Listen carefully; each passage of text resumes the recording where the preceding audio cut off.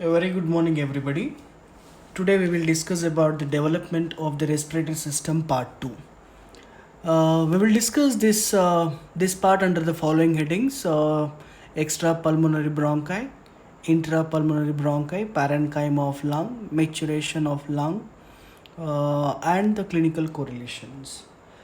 So I think you all people know that the respiratory system develops from the endodermal, right? So the respiratory system is endodermal in origin. It develops from the median endodermal diverticulum. I told you that there is a median endodermal diverticulum which is called as respiratory diverticulum, or it is also called as laryngotracheal diverticulum, which appears in the 4th week of the embryo. And not only from this, the respiratory system also develops from the adjacent splantino-pleuric intraembryonic mesoderm. All these things you know well better, and we have discussed in the last lecture. So today we will discuss about the development of the respiratory system part 2. That's First we'll discuss about the extrapulmonary bronchi. Now here the laryngotracheal diverticulum or the respiratory diverticulum. Now again I go through the same this thing. So this is the respiratory diverticulum. So this laryngotracheal diverticulum or the respiratory diverticulum, which divides in the 5th week of intrauterine life to form the right and left principal bronchi. So this is the right principal bronchi, this is the left principal bronchi. These two bronchi will be developed by the respiratory diverticulum, and as soon as they develop, these two bronchi, they will invaginate into this plantino-pleuric layer of pleuromic coelom, which gives rise to the pulmonary pleura. Now, this right and left principal bronchus, if you see, the right principal bronchus is larger than the left, and it is in the line with the trachea. So here if you see, this is the trachea and this is the right principal bronchi, this is left principal bronchus. The right principal bronchus will be almost in the line with the trachea, whereas the left principal bronchi, it is placed more transversely. Therefore, the foreign bodies are more likely to enter into the right principal bronchus. Now here you can see very clearly, this is the trachea and this is the right principal bronchi and this is the left principal bronchi. Here the right principal bronchi is in line with trachea, whereas the left will be transversely placed. Here you can see very clearly, this is in the line with the trachea, this is transversely placed. Now the principal bronchus will subdivide into the secondary bronchi, or we call it as the lobar bronchi.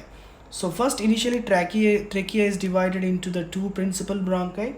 Further, this principal bronchi will be divided into secondary bronchi, or we call it as lobar bronchi.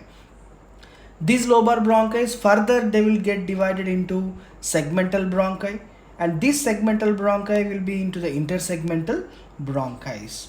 So all this is the development of the extrapulmonary bronchi. So principal bronchi, this principal bronchi will be dividing into the lobar bronchi. Okay, you can see these are the lobar. So this is right side, this is left side. Clear? And these lobar bronchi again further they divide into the what you call the segmental bronchi, and the segmental bronchi further into the intersegmental bronchi, and so on. That we will discuss in the intrapulmonary bronchi. Now next we move on to the next stage, which is the intrapulmonary bronchi. So this is intrapulmonary bronchi. Till now we have discussed about extrapulmonary bronchi. Now we are going to the intrapulmonary bronchi. Now this intrapulmonary bronchi, now the right and left principal bronchi will subdivide into lobar bronchi, that you all know. The next is the left principal bronchi will show two subdivisions, which is the upper and the lower left lobar bronchi, and these two upper and lower bronchi of left principal bronchi. This left principal bronchi is divided into upper and lower bronchi. This is upper lobar bronchi. This is lower lobar bronchi that supplies to superior and inferior lobes of left lung. Where you see on the right side, the right principal bronchi is divided into three lobar bronchi. So you have superior, middle and inferior, or you call it as upper, middle and lower lobar bronchi, and these which will supply to the upper, middle and lower lobes of the right lung. Now, next thing, as each lobar bronchi further divides into segmental bronchi. Now each lobar, this is one lobar bronchi, this is one lobar bronchi on left side, and we have three on the right side.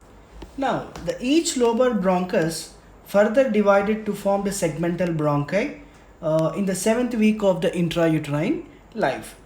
Now these each lobar bronchi, these lobar bronchi is again divided into the segmental bronchi, and on the right side we have 10 segmental bronchi, and the left side we have 10 segmental bronchi. So the right and left lobar bronchi undergoes progressive branching and divides into 10 segmental bronchi. So these are the segmental bronchi. Now each segmental bronchus and its surrounding mesenchyme constitutes the bronchopulmonary segments, and each lung has got 10 bronchopulmonary segments. I think you all people know that lung has divided into different lobes on right and left, and all these lobes will be having the bronchopulmonary segments, and these bronchopulmonary segments are 10 in number. And now the divisions and subdivisions of each segmental bronchi. So first we have discussed about the principal bronchi. This principal bronchi is divided into this is the two principal bronchi. These two principal bronchi is divided into the lobar bronchi. On left we have 2 lobar, on right we have 3 lobar. These lobars are further divided into segmental, these are segmental bronchi. So right side we have 10 segmental bronchi, and left side we have this 10 segmental bronchi. And next the further divisions and subdivisions of the segmental bronchus will form the bronchioles, the terminal bronchioles, respiratory bronchioles, alveolar ducts, alveolar sacs, and ultimately into alveoli. These are the divisions of how the the segmental bronchs are further divided.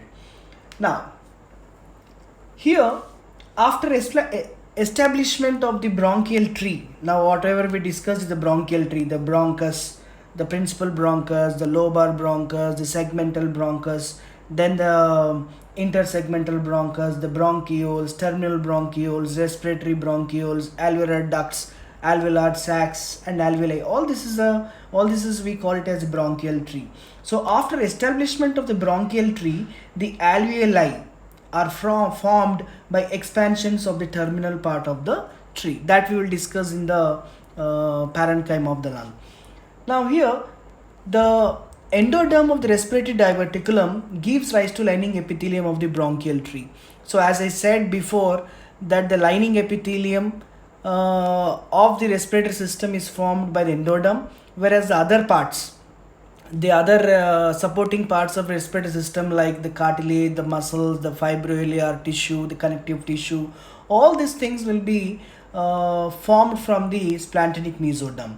So the endoderm of the respiratory diverticulum gives rise to the lining epithelium of the bronchial tree. For example, if you see the epithelium, the lining epithelium from the nasal cavity to the bronchi, if you see, the epithelium is pseudostratified columnar ciliated epithelium from the nasal cavity to the bronchus, whereas the bronchioles will contain the epithelium which is a simple columnar to the cuboidal epithelium, and the alveoli will contain the thin squamous epithelium to allow the exchange of the gases. All this is about the intrapulmonary bronchi.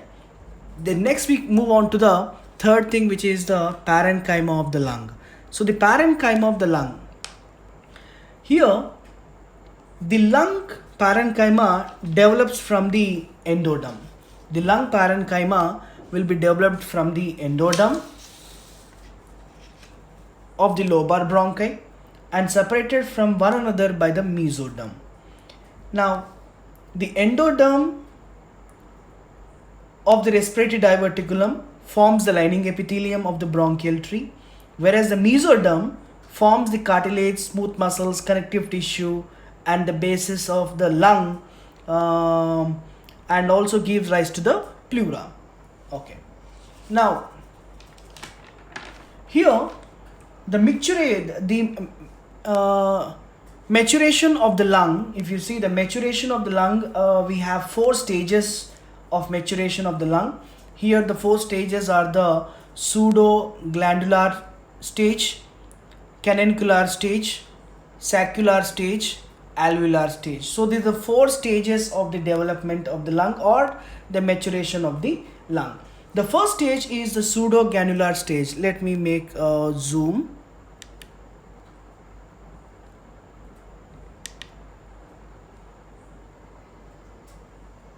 Yeah, the granular stage is the first stage, and this stage is seen in 6 to 16 weeks, that is second to fourth month of intrauterine life. Here in this stage, the lung is similar to the exocrine gland, giving appearance of the tubulo-acinar mucus glands. So if you see this pseudo-glandular stage, the lung is similar to the exocrine glands, and which gives appearance of the tubulo-acinar mucus gland. And in this stage, the bronchi divide up to terminal bronchiole. So in this stage, what happens? The bronchi divides into the terminal bronchiole, and all the major elements of the lung are formed, but the respiratory element, the bronchioles and the alveoli, are not formed. I repeat, the bronchi divides up to terminal bronchiole. All the major elements of the lung are formed except respiratory element, that is the bronchioles and the alveoli are not formed. Okay, and here the proximal part of the bronchial tree is lined by columnar epithelium, and distal part by the cuboid epithelium. So distal part is by the cuboid epithelium, whereas the proximal part is lined by the columnar epithelium. Now here the next is the adjacent mesenchymal cells around the epithelium differentiate into smooth muscles, cartilage, and connective tissue. So here the adjacent mesenchymal cells around the epithelium will form or will give rise to the smooth muscles or cartilage or the other connective supporting tissue. And here the respiration is not possible, and the premature fetus born at this stage cannot survive because the respiratory element is not developed, so that the respiration is not possible at this stage, which is the pseudo-glandular stage. Clear, everybody? Then moving on to the second stage, which is called as the canonicular stage. This is the canonicular stage.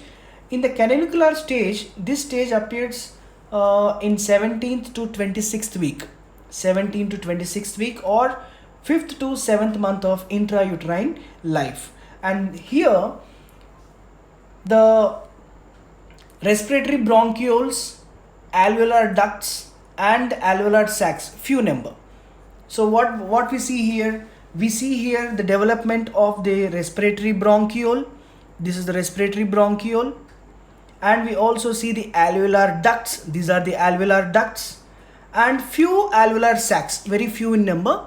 So we see the respiratory bronchiole, alveolar ducts, and alveolar sacs, which are few in number, are formed in this stage.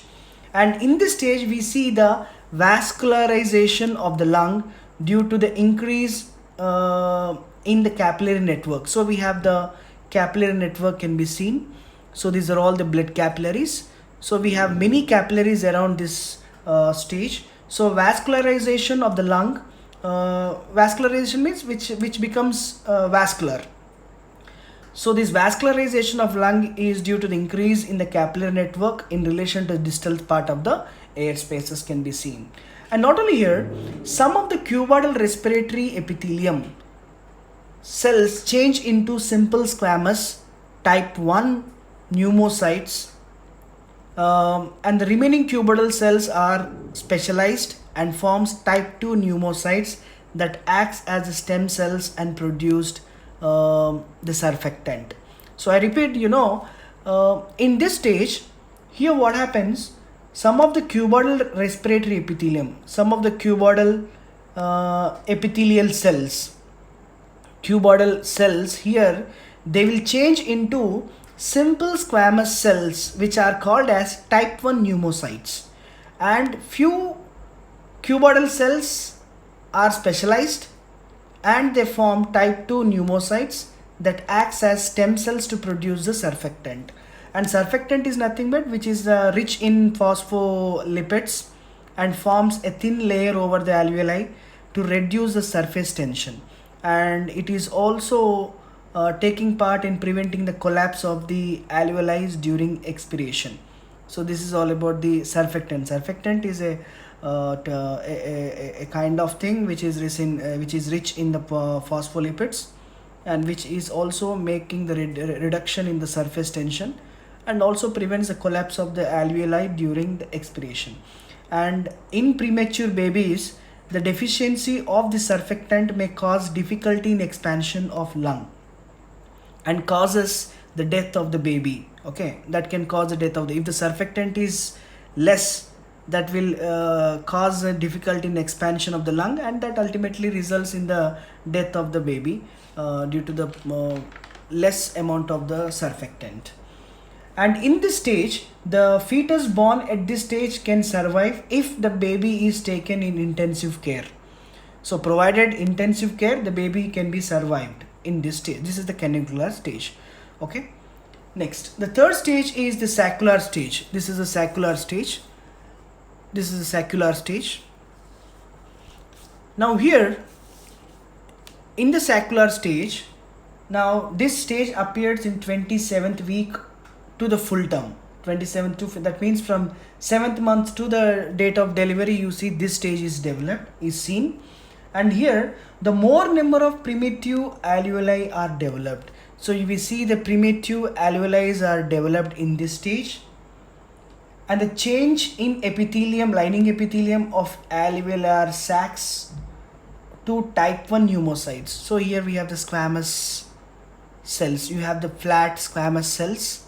This is the lining epithelium of the primitive alveoli, and which are the type 1 pneumocytes. These are the type 1 pneumocytes, and these are type 2 pneumocytes. These cells are the type 2 pneumocytes which are responsible for the, what you call the surfactant, which are the stem cells which are responsible for the production of the surfactant. And here you can see very clearly demarcation. These are the flat squamous cells which are the type 1 pneumocytes. So change in lining epithelium of the alveolar sacs to type 1 pneumocytes, and here the capillaries are also proliferate and forms a plexus around the terminal sacs. So these are the terminal sacs. So around the terminal sacs also you will see the large amount of the plexus of the capillaries can be seen. Exchange of gases between the blood and the air is possible in the sac. Between this blood and the air, the exchange of gases will take place between this blood capillaries and the air is possible at the primitive sac.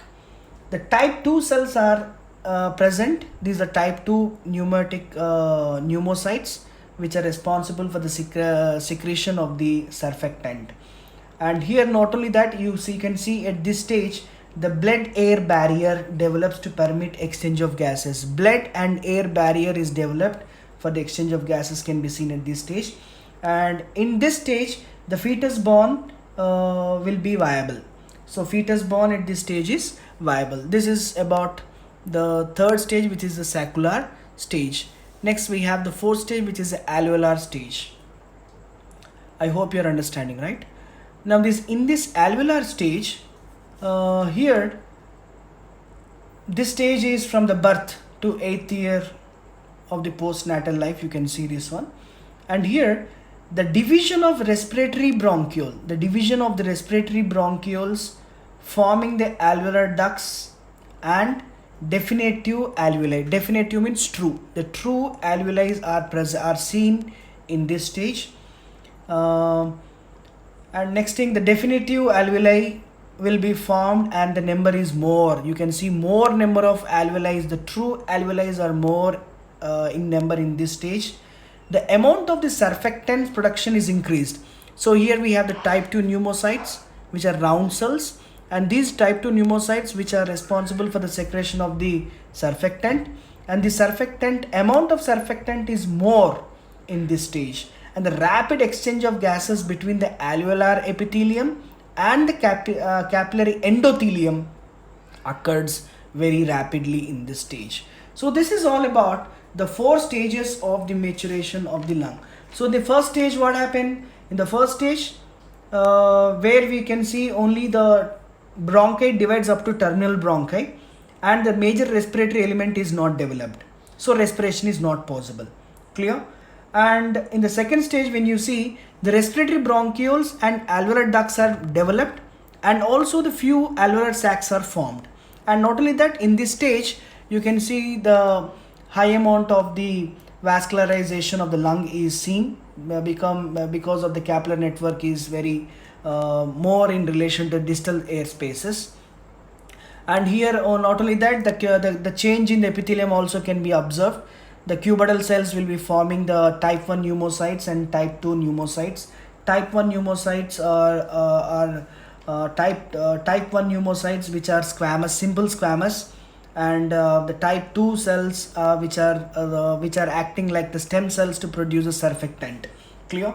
And here, if the baby is born at this stage, then the baby can be survived if there is the care is taken very effectively. If there is an intensive care, the baby will be survived. And the third stage, the saccular stage. This is the saccular stage. Here, the stage here, what is happening? We have the change in epithelium, where we see the alveoli are developed, and these primitive alveoli are lining epithelium is type 1 pneumocytes, which are the simple squamous cells can be seen. And next we have the the capillaries are seen more proliferately. Exchange of gases can be taken place, and the blood air barriers are also developed, and at this stage the baby is viable. And the alveolar, here this is nothing but the division of the respiratory bronchioles, alveolar ducts, and the definitive alveoli are formed, and the true alveoli are more in number, and the amount of surfactant which is produced by this type 2 pneumocytes are more, and rapid exchange of gases can be taken place at this stage, which is the alveolar stage. Now all these are the stages of maturation of the lung tissue. Clear? Now I hope you are following. So finally we will talk about the clinical correlation. Now here first is the agenesis of the lung. Now here the agenesis of lung is nothing but the non-development of the lung. So here the bronchial buds fails to develop, and that results in non-development of the lung, which is called as agenesis of the lung. The second is the hypoplasia. In the hypoplasia, here in this condition, the lung is small. They develop, but the size of the lung is small and they are underdeveloped. And this is due to a condition which is called as the diaphragmatic hernia. So due to the congenital diaphragmatic hernia, there is a chance of hypoplasia of the lung, where the lung is underdeveloped or the lung is smaller in size. Okay, because this is due to the abdominal contents. The abdominal contents will herniate into the thorax, and the lung is the lung is unable to develop. Okay, the third is the abnormal lobes of the lung.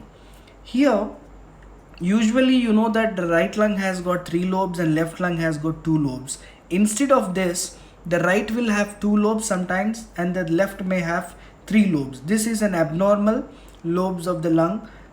This is due to the abnormal division of the principal bronchi into the lobar bronchi. So that results in the abnormal lobes of the lung. Next is the ectopic, ectopic lung lobes. Usually the lung lobes will be arising from the principal bronchi, right? But sometimes what happen, The lung lobes may be arise. They may arise from the trachea or the esophagus. So that we call it as ectopic lung bud. Next, we have one more condition which is called as the respiratory distress syndrome. Now here this respiratory distress syndrome, it is due to the insufficient production of the surfactant. As you all know what the surfactant is in function and from where it is secreted. Now here the insufficient production of the surfactant will lead to the collapse of the lung in expiration. So if there is the amount of surfactant is at low level, that will result in a syndrome which is called as respiratory distress syndrome.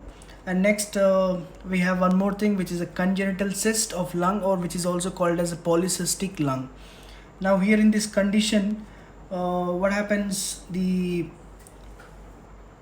lung appears to be then honeycomb in appearance on X-ray. If you take an X-ray, the lung tissue will be seen with multiple honeycomb in appearance, and this is due to the dilatation of the terminal bronchi.